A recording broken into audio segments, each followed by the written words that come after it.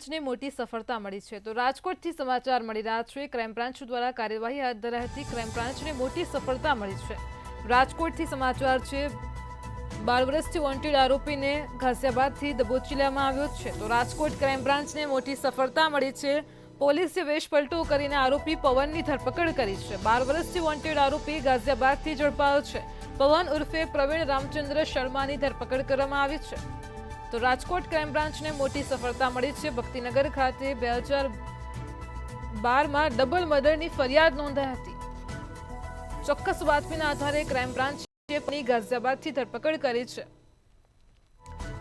તો પોલીસે વેશપલટો કરીને આરોપી પવનની ધરપકડ કરી છે। પવન ઉર્ફે પ્રવીણ રામચંદ્ર શર્માની ધરપકડ કરવામાં આવી છે। તેના વિરુદ્ધ 2012માં ડબલ મર્ડરની ફરિયાદ નોંધાઈ હતી। ચોક્કસ બાતમીના આધારે ક્રાઇમ બ્રાન્ચે પવનની ધરપકડ કરી છે।